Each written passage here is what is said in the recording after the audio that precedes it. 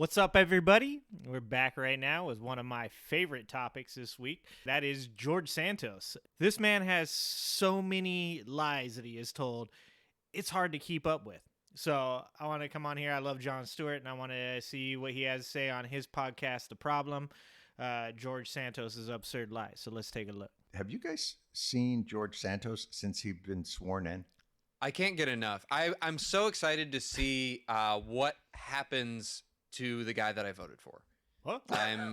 Is he your congressman? No, he's not. Now, Maria, you're Ohio, for so Santos is obviously not your guy either, but pleasant to watch.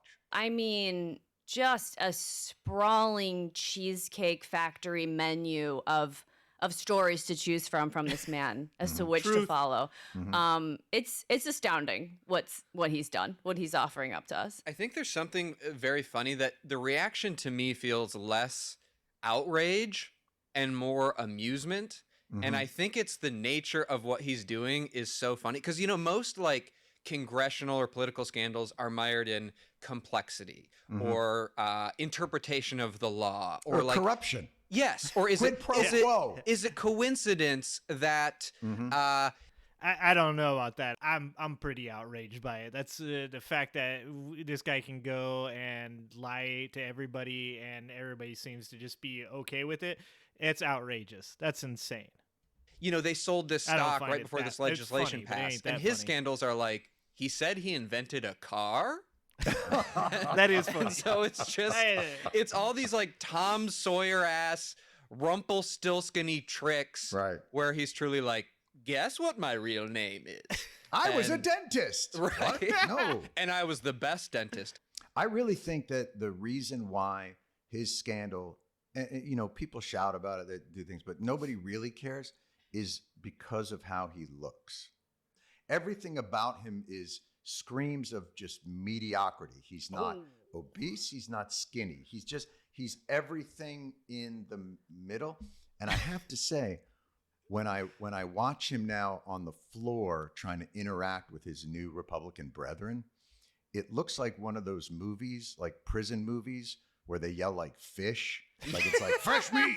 Hey, fresh meat. Like he's got that look on his face like, I'm going to have to join the Aryan gang because the Spanish gang is threatening me. So can I hang out with you fellas? Oh, like he doesn't ever look like he belongs. No, he's always on the outside. Yeah. He looks like he just had to give up a carton of smokes to keep his muffin.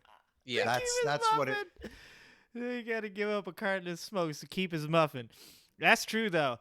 But he does fit in. I mean, if you look at like the circus that is going on in the Republicans, where you've got Bobo, MTG, Matt, Big Forehead Gets, and then now you got Santos. It's like things are getting crazy, man. Like, why? It seems insane. That's what he looks like to me. Maybe he'll undergo like a makeover and come back with kind of like a leathery looking face and a crazy haircut. That guy's got baby's bottom written all over him. He does. He just seems like he would be a treat to wrestle. That took an unexpected turn. Oh. You know what I mean? You're That just is trying to feel weird. strong. No, I don't know what you mean. No. He'd be a treat to wrestle. All right. Stand by it. I think a little slippery and squishy, but okay. He really, to me, Oh, it looks God. like his mom drops him off at Congress and like kisses him on the cheek. And he's like, Mom, don't. Like, Matt Drop me Gaetz off. is going to see me. Drop me off a 100%. Yeah, for sure. few blocks in front of it. Yeah. All right.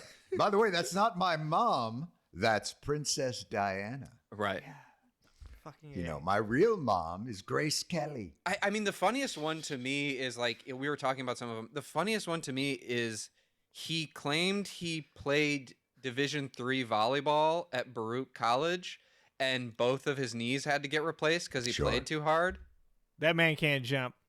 No way that man can jump. That guy's got, I bet he's got a 4-inch vertical. Yeah. And that to me is like, look, playing a D3 sport, it's impressive. Sure. But it's not a thing that people are like, oh, you played volleyball at Baruch? We have a table for you right here. So, like, it's not that crazy. But that's like the benefit of the lie, right? Is that it's not too crazy. If he said he played volleyball, if he said he was front line at Stanford, they would say, wow, that's crazy. Oh my God. And they probably check into it. But If you say you played volleyball at Baruch College, nobody gives a shit. They're just like, oh, that's cool. So you're pretty athletic, huh? And it's so funny to hear him tell the lie because he's like, we were playing some of the big dogs. We were playing Harvard, Princeton. Yeah, sure. Listen, when you go up and when you're throwing down for Baruch, and by the way, shout out, go fighting Hamantashen. Baruch, they bring it, and their volleyball team is renowned amongst. I can see why he chose that. Oh, they really do have an outstanding volleyball team? I have no fucking idea. Oh. And my guess is no. But that's the beauty of his lies is you wouldn't even think to check because it's just so stupid. Right. You know, he did that podcast with like Matt Gaetz. You know that phenomenon when a comedian that all other comedians think is a hack makes it big, and everyone's like, fuck, you can't just say whatever you want. There's like a little bit of skill and nuance to this. It feels like watching Gaetz talk to him felt like that, where he's like, here's how you lie. Saying shit. Yeah. Mm-hmm. Stick to one thing. and dude, Matt Gaetz, Bobo, MTG, Jewish Space Lasers, they could tell you how to do it. They've obviously been successful enough to get reelected. There's people out there that think that these people are actually going to do the things that they said they're going to do. George Santos is just a rookie walking into this. He wants Matt Gaetz to be his Obi-Wan. The thing we have to be careful of, and I always caution myself on this, and I ran into this trouble with Trump, is we cannot mistake absurdity for lack of danger. Yep. Because it takes people with no shame to do shameful things. Yes. And so I always, and the same thing is going on. Like there's that Brazilian insurrection, and you could say like, oh, this is absurd. But in absurdity is where the real danger always is. It's like with Gaddafi. You would see Gaddafi and you'd be like, oh my God, he's dressed like Michael Jackson. What a ridiculous person. And he's like, and I'm developing a nuclear bomb. You know, oh, fuck. It's absurdity always makes you think something is more benign than it is. I had the same problem. I misjudged Trump because he's so ridiculous. And then you think about, well, the worst people in history have been ridiculous. The Hitler mustache. Anybody who would walk out of his house and go like, this is, I think, the best I can do. Like, yeah, like nobody took Hitler, nobody took him seriously because they took one look at that mustache and they were just like, nah, this guy, I'm supposed to be afraid of this dude? I'm not worried about that. That's a dangerous person right there. There's something behind these choices. They're not just funny, random. Right. But I didn't think Bolsonaro would be like that. Bolsonaro struck me as like kind of a handsome dude, like, you know, tried to be the alpha male. Like he didn't have that. So I think that's the other side of the coin. Watching what happened in Brazil and watching how he has attached himself to the MAGA world, it feels beneath him, to be quite honest. But isn't it necessary? You know what I mean? Like it's like in for a penny, in for a pound. Like Bolsonaro might have started on this earth, but eventually you have to get to the point of being like, I'm the biggest, strongest man in the world, right? And anyone who says they can beat me is a liar. Like you have the Kim Jong-uns of the world who are like, my best score in golf is 17.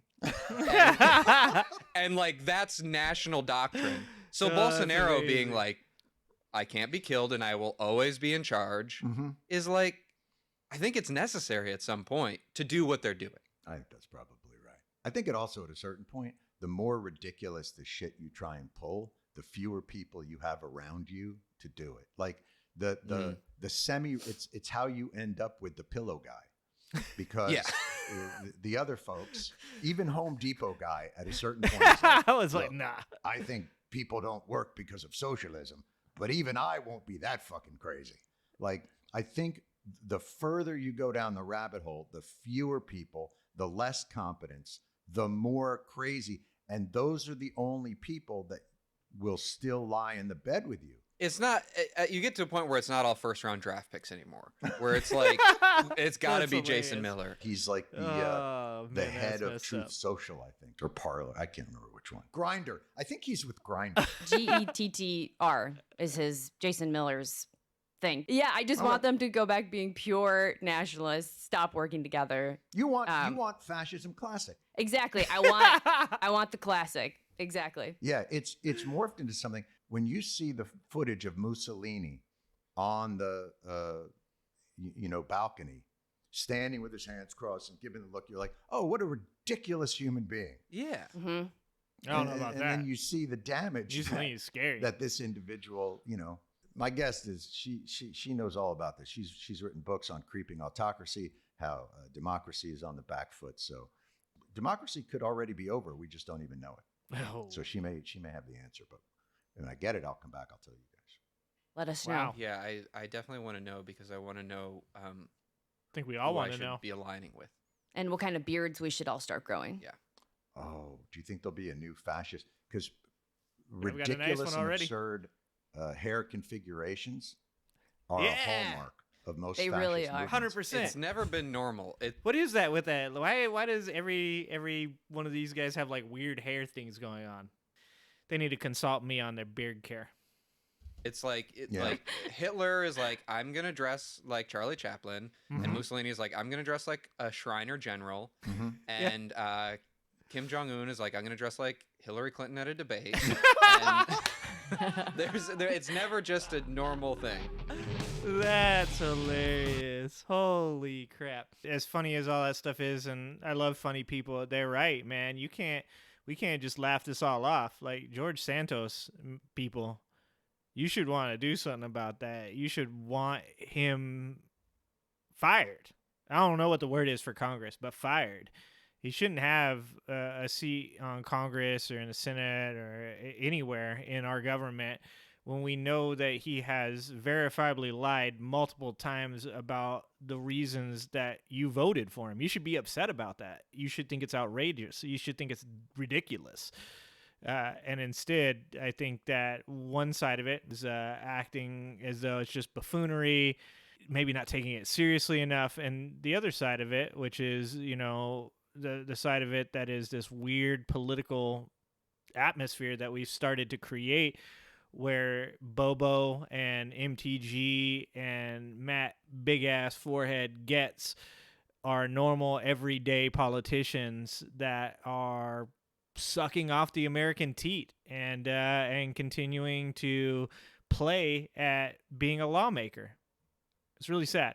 So I don't know, guys. I think that something has to be done about that. We can laugh at things. We can have a good time. It's very important to laugh, but we ain't gonna be laughing if we elect a bunch of people that are willing to lie to keep their jobs and to get their jobs and to leave us out in the cold. So that's what I think about that.